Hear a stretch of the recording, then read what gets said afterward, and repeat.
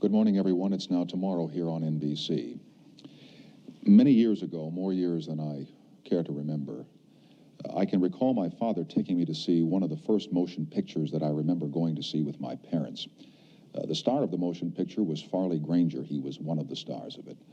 And it was called Strangers on a Train. It's a long time ago, over 20 years.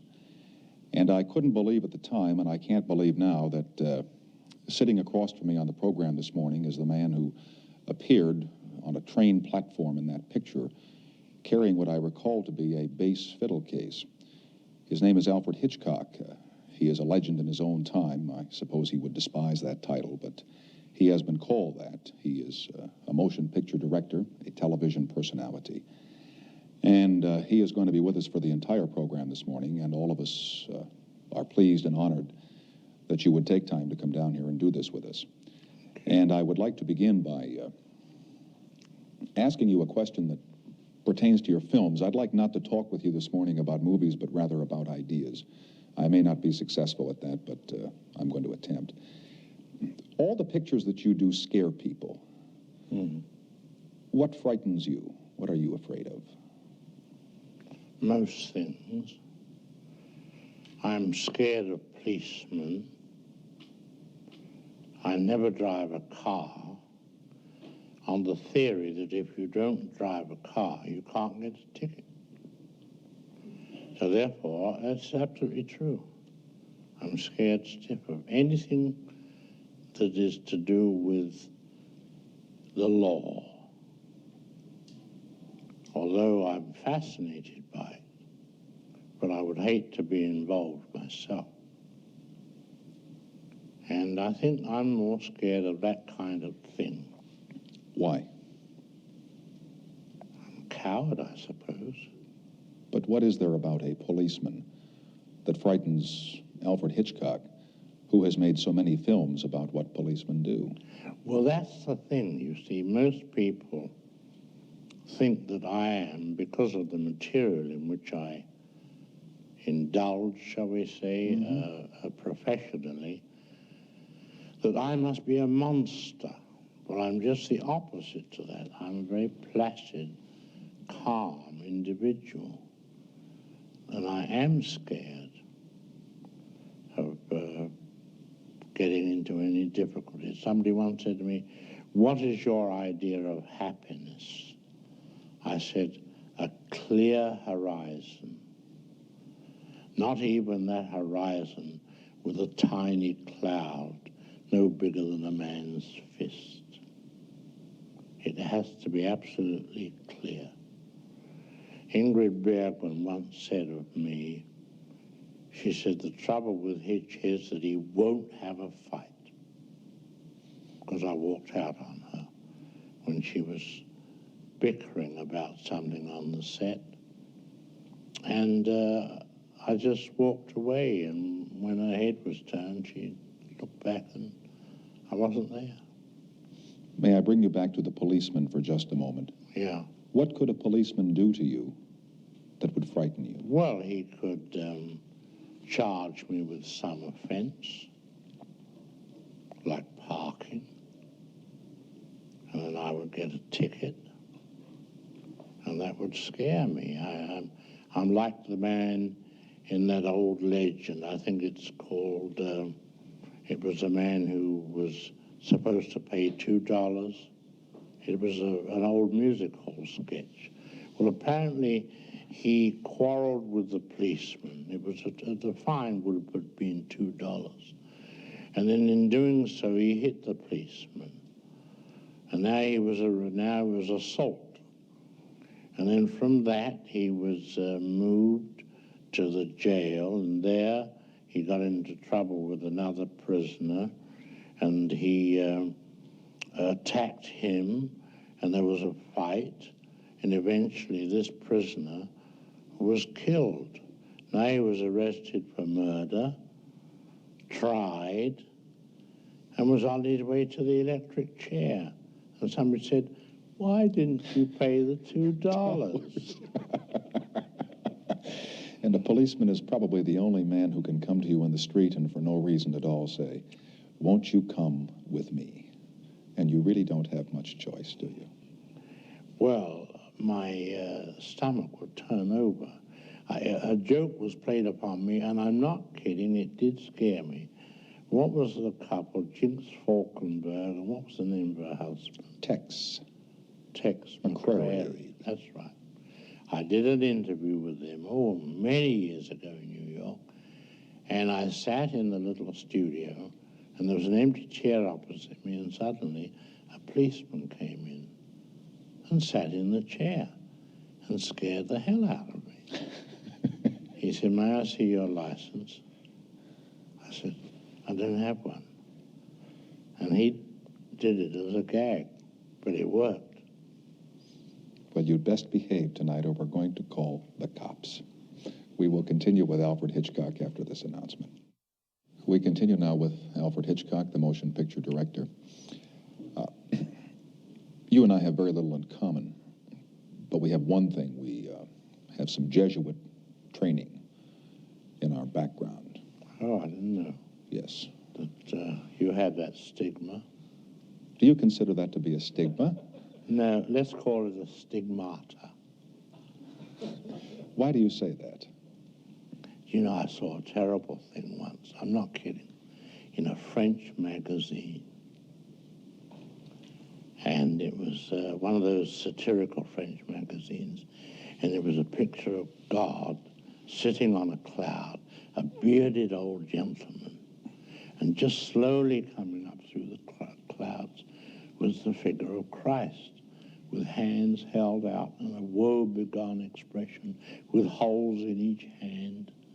He's looking up to his Father, and God is poking his tongue out at him. He said, "There, you see, I told you not to go down there."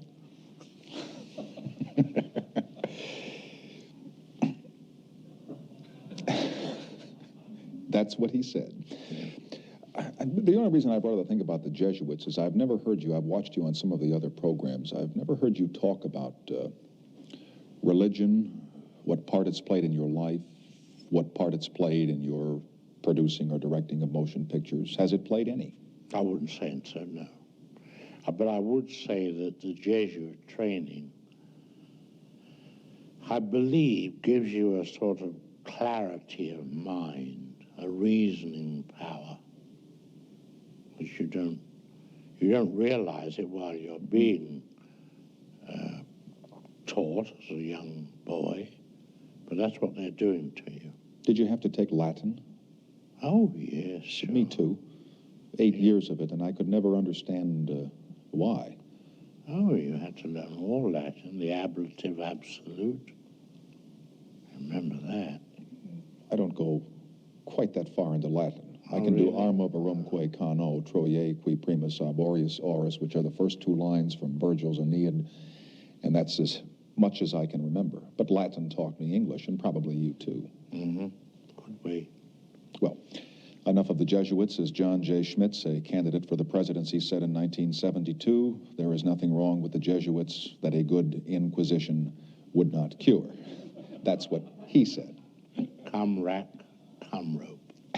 That's what they used to say in the days of the Inquisition.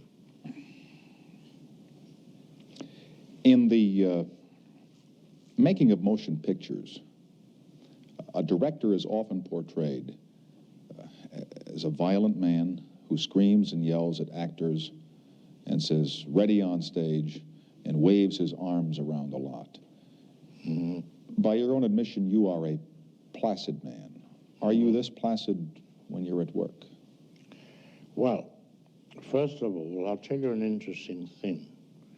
I've only been on another set once in my whole career.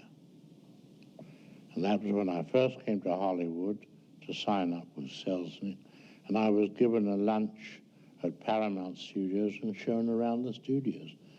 But I've never been on another set. I've never seen another director at work.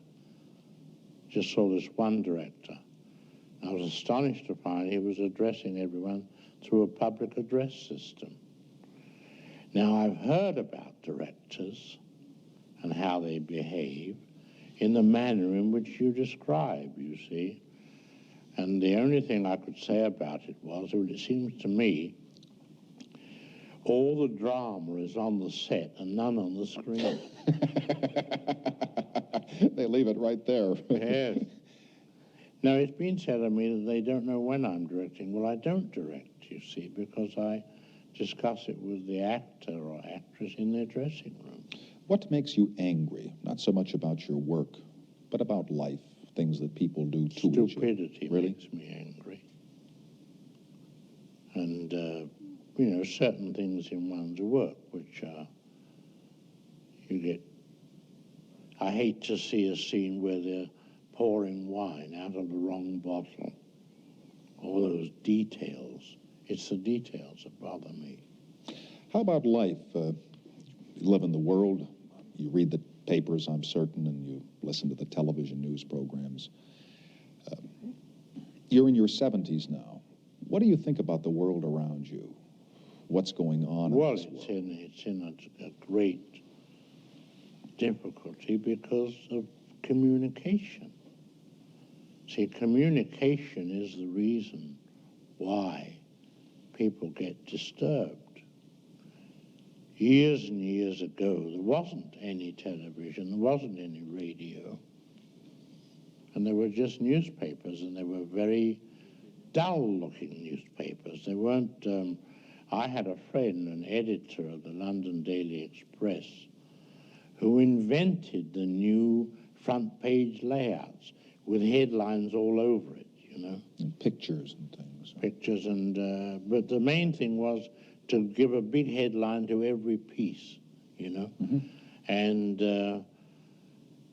but in those days, years ago, if you look at a paper, say, like the Kansas City Star, it has a little headline at the top and a long column of print. There wasn't the communication, you see, but today people have it thrown at them from all sides. Do you not like that? Do you think the world would be better if there were not this instant catharsis? Well, because you've got the situation of people copying what they see. You know, we hear of the influence of crime being copied, you know. Now, although I deal in the same thing myself, I only regret one thing that I ever did in a film that was copied,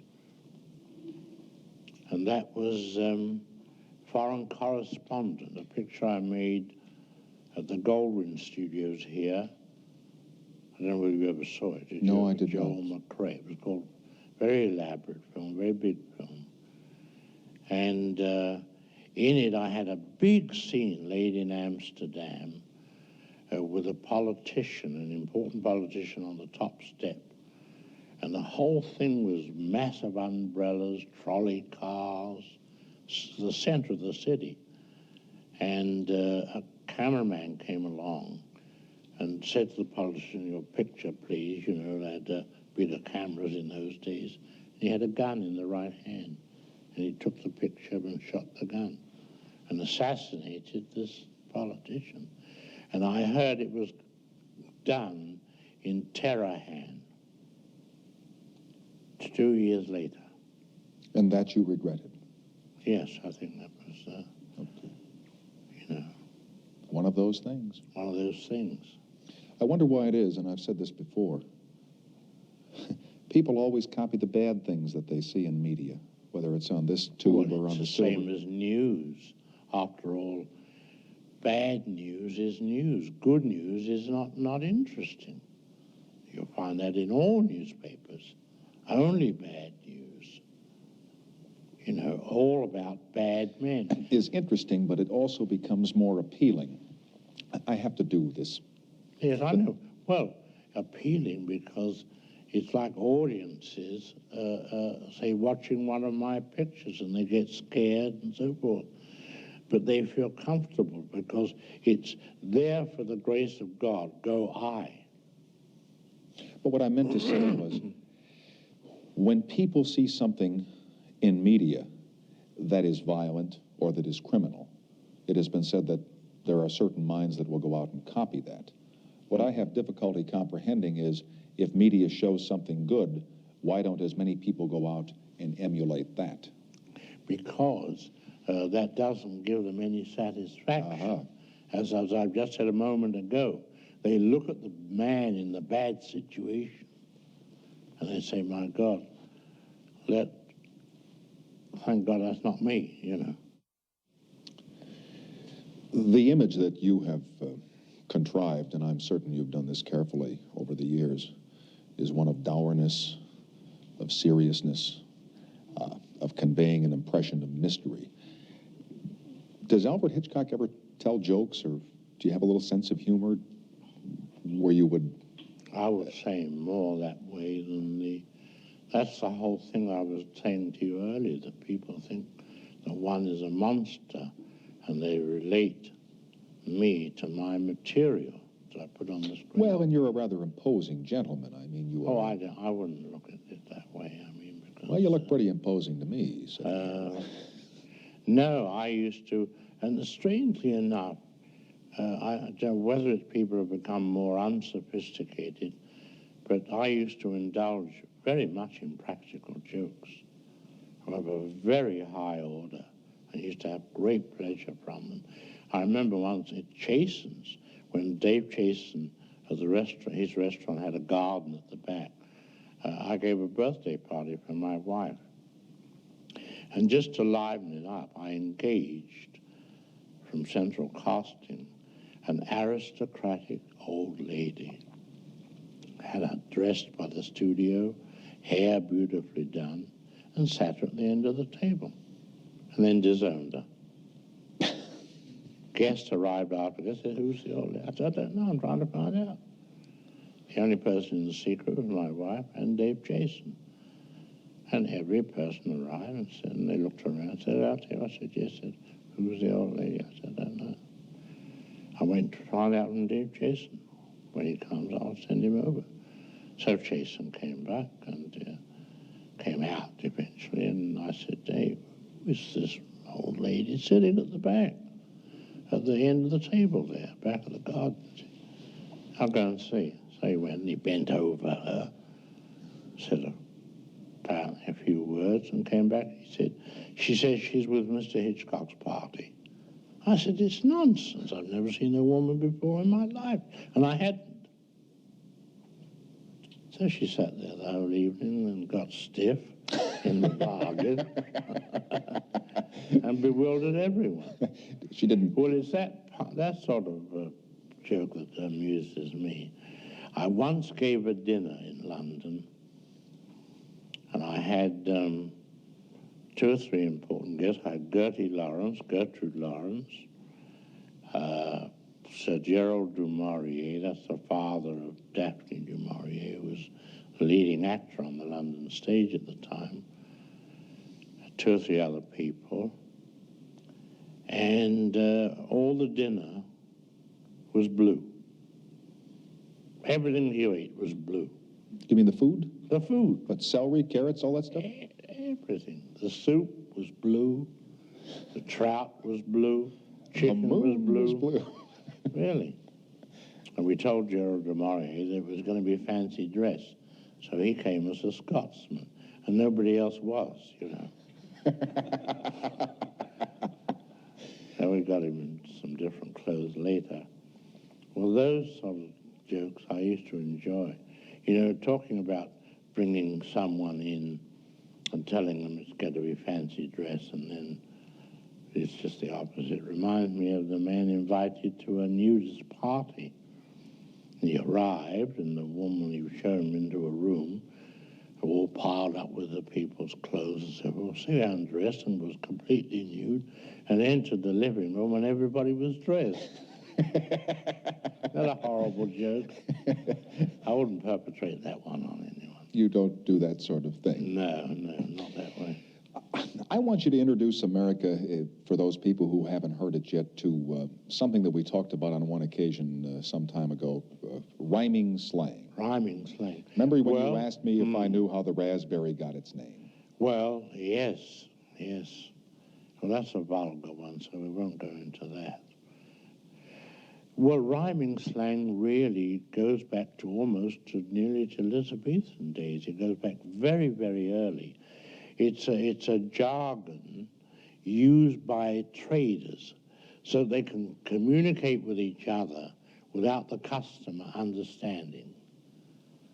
Now, for example, to give you some rhyming slang, stairs, one of the most famous is stairs. You don't say stairs, you say apples and pears. You do? Yes, apples and pears.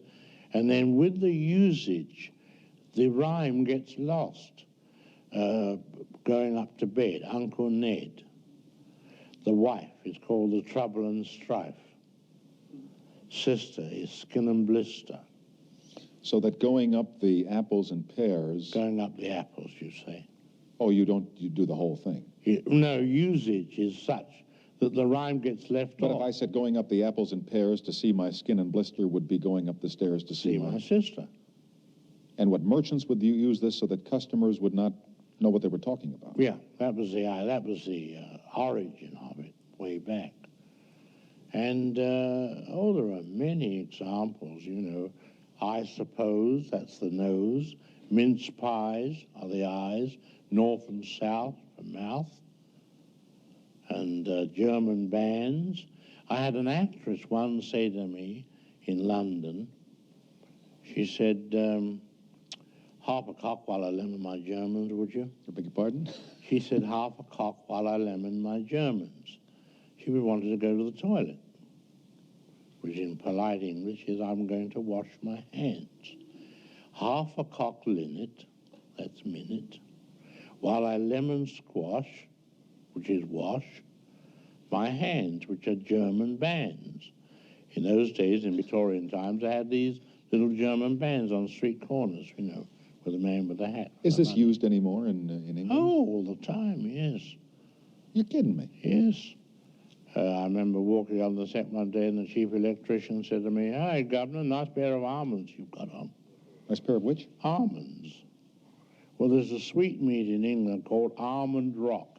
It's just a lot of almonds in candy, you know, all stuck together. But Almond Rock is for socks. So he was saying to me, nice pair of socks you've got on. Nice pair of almond boots, rocks. daisy roots, you know. And one day another actor said to me after our first child was born, he said, how's the Godfer? How's the which? Godfer. So I didn't know what he said. So I said, yes, all right. So later on I said to someone, what does he mean, how's the God? Well, he's saying, how is your child? How is the God forbid? Which is rhyming slang for kid. How's your kid? But he only said Godfer. He didn't even say God forbid. Oh, they lose the rhyme. Everybody understands it so well. You know, they know it so well, they don't have to. Oh, it would be kind of amateurish. It's corny just to use the whole rhyme.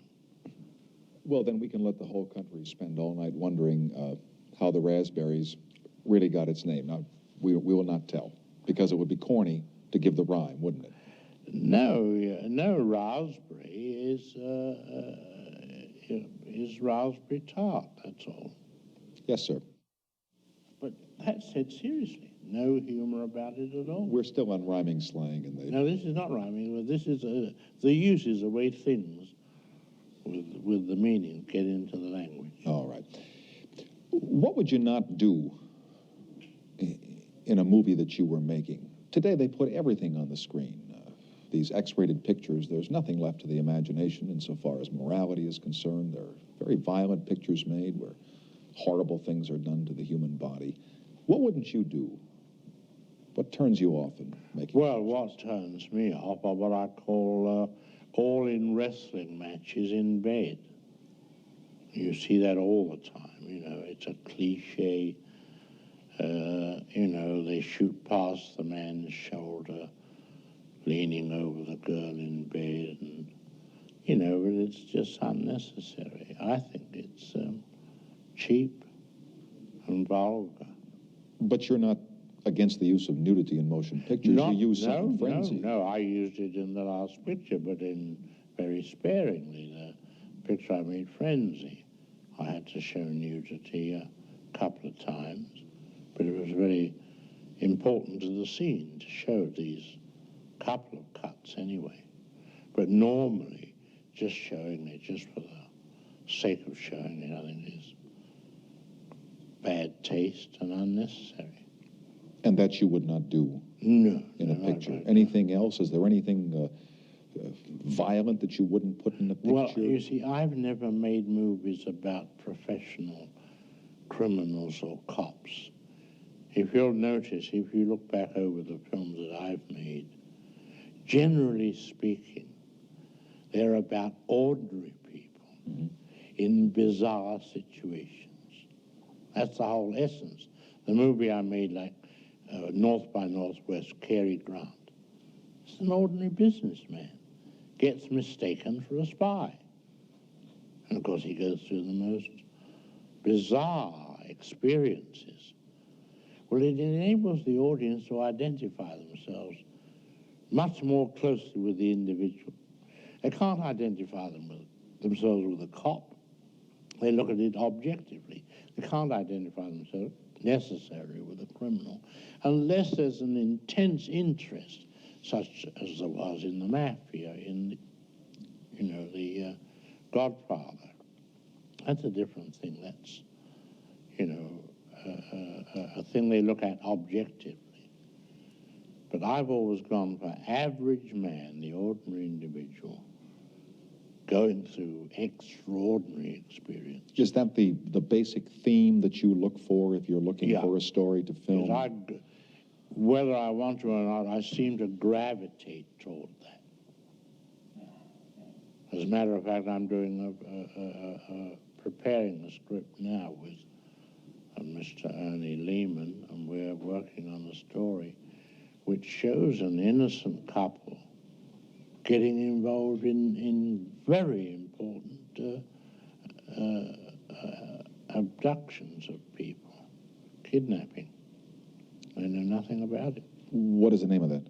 I don't have a title. But these are ordinary people who get caught up in something. Yeah, get caught up in a very serious... When you're doing this, I don't mean to interrupt you, but when you're doing this, like putting together a scene, the one that everybody likes to talk about is the shower scene in Psycho, or that one especially. Can you feel what you think the audience is going to feel when they're watching that, when you're putting it together? I hope so. Except that a scene like that took me 7 days to shoot, because although it was only on the screen for 45 seconds, there were 78 separate pieces of film joined together to get that stabbing and that effect. One hopes they will. You can't predict. But I've been, around long enough to know what audiences, may I say something vulgar, to make the audience feel, there's not a dry seat in the house. I mean, that's the aim. If you don't know how to do that, nobody knows how to do that. Huh? Well, it takes a lot of design. Knowing audiences, knowing what they feel, and it's like suspense. Suspense comes out of giving an audience information.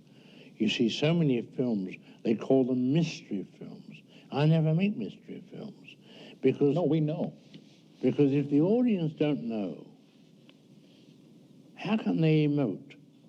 It's like a whodunit. I never make whodunits because you've got to turn the last page before you find out anything.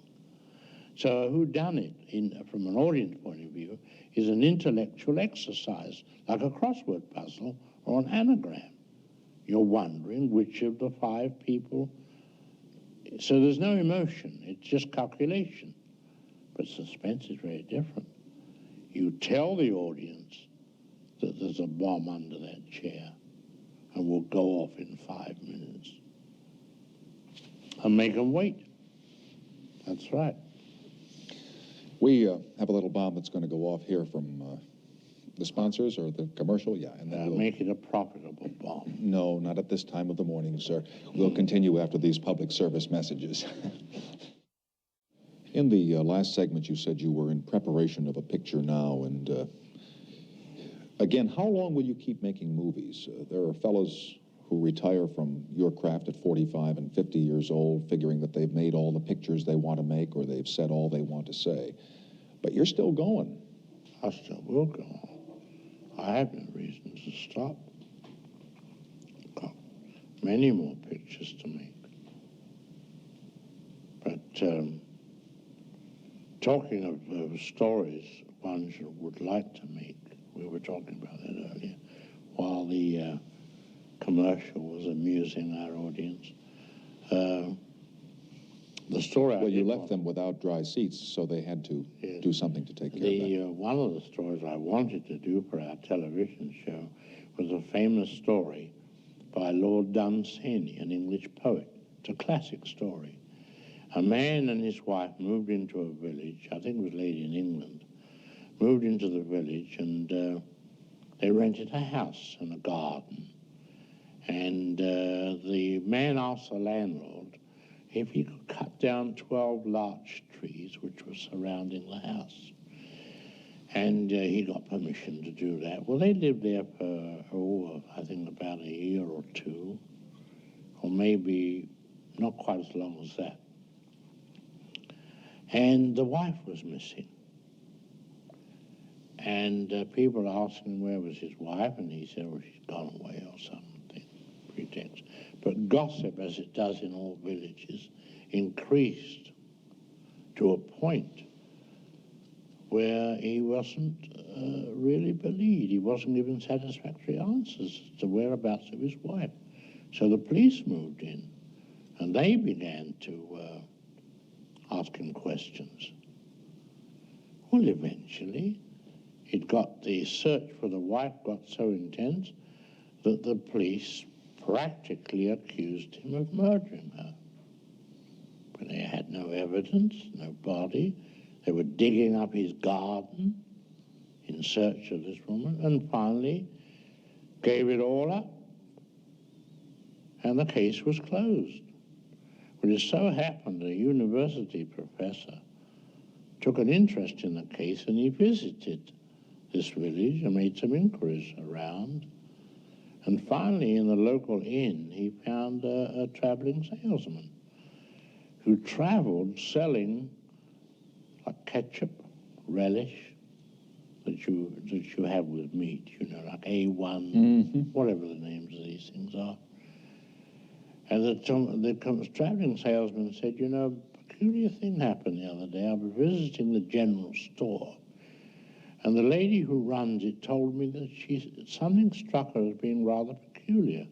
So the professor said, what was that? Well, she said that this man, who was accused of disposing of his wife, came and bought 2 bottles of this within the space of a week.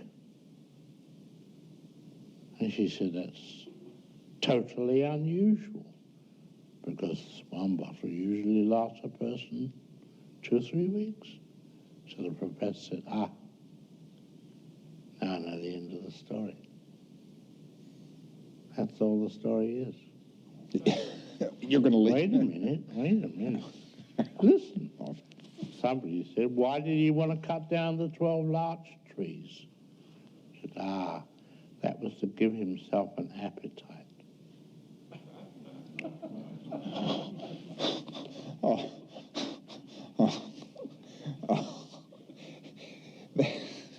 What a horrible story. I told you it was a horrible Boy, you did one on television, I remember watching, where they came to the club to have dinner, and it was lamb armistrand. Yes, that's right, yes. And Robert Morley. Exactly, yes. and the lady, you tell that story in case somebody has not seen that. Well, it was a famous club, and the whole idea of the story was that it was sort of a suicide club. When are we going to have lamb Aristan? And it turned out to be human flesh, you know. So, let me tell you one more interesting story. I think we have time. I'll tell it quickly. A man was riding across the Australian desert in his car, South Australia, loaded up, and the back axle goes. He sees in the distance an oasis, and there he trudges and finds it beautifully kept, rings the bell, man answers the door, explains his predicament, said, "Will you come in, sir?" And the man, the owner of the house comes in, and he explains his problem. He said, well, the owner of the house, a very dapper, well-dressed man, sort of like Clifton Webb used to be years ago. And he said, well, the only thing is the nearest place is 100 miles back from where you've come. He said, if you care to stay here for a night or two, I'll have my man take your car back there and get it repaired. He said, well, that's a wonderful idea. Thank you very much. So everything is arranged. He goes up to the room, changes, comes down for a cocktail, and is introduced to the man's wife and daughter. He's struck by these two attractive women. In fact, the wife attracts him very much because they could almost be sisters, mother and daughter. And after dinner, and everything very polite, goes to bed, and at midnight there's a tap on the door. He switches the bedside lamp, and the door half opens, and the voice of a woman says, please, no lights, no lights. He says, all right, turns the light off, door clicks, and she comes over to the bed. He said, you know, we live a very lonely life here, as you can see. And gradually, a conversation, as she begins to caress him, his hand first, and finally, of course, the inevitable. About 4 a.m., she said, I've got to go, it's getting light. He said, but tell me, which are you, mother or daughter? I've got to know. She said, I don't want you to know. Let it be that way. Goodbye. She goes off. Well, that morning, coffee and breakfast by the pool. He looks from mother to daughter, gets no sign at all. And he's absolutely baffled. He leads it, I didn't sleep well last night. They're all probably in a strange bed and so forth. Second night, same thing happens again. He said, I've tried all day to get some sign from you. Nothing. She said, I'm not going to give you any sign. No. Same thing in bed, 4 a.m., she goes. Having a wonderful night together. Following day, same thing again. Third night, he said, you know, my car's repaired, I'm leaving tomorrow. Why don't you come to Melbourne? Meet me there. So she said, no, no, no. Let this be our last night. She's now, he feels the tears, and embrace and so forth. And she goes. Well, in the morning, car's ready and so forth. He looks at mother and looks at daughter, shakes each one by the hand and presses it hard. No response. And the owner of the house escorts him to his car. He said, you know, I dare say you've wondered why we live in such a remote place just as this. He said, well, the man said, if you wouldn't think me impertinent, I did wonder. He said, well, you see, we have another daughter that you've never met. And she's the reason why we live here, because, you see, she's a leper. We will continue after this announcement. Wow. I know from reading about Alfred Hitchcock that he is a man who loves grand food and good wines, and he's now on a diet. He's lost 14 pounds in the last 2 weeks. I would say, yes, 14 in the last 10 days. I would say that in my lifetime, I must have lost altogether 500 pounds. Truly. You ever wonder where it goes? I lost 100 pounds when I was making a movie with Tallulah Bankhead, Lifeboat, 1943. I lost 100 pounds. What is the reason for this newest diet? I'd reached a plateau, and it was a decision one has to make. I got too heavy. I was having great difficulty in getting up and down the apples. Yes. and pears. How do you lose 14 pounds in 10 days? There have been all kinds of diets. You have no, you keep to 750 calories a day. No bread, no butter, nothing in the way of desserts. Just meat, string beans. That's it. Yeah. Do you drink a lot of water like some people do? No, I don't believe in water because that's the very thing they're trying to get rid of. Exactly, but they say if you drink 8 or 10 glasses of it a day, it will... No, get rid of it. I don't believe in that. I think in the dieting, you should keep yourself dry. It's a terrible time to go on a diet with the holiday season coming on, all those Christmas goodies. No, you have to turn not your back on it, you have to turn your front on it. Yes. Did you ever think many, many years ago, when you were first starting to do this, that it would come to this where they would be writing books about you and doing retrospectives on television of your films, that you would be worshipped by young filmmakers as a master of your craft? Could you foresee all this back in 1915 or 1920? No, not at all.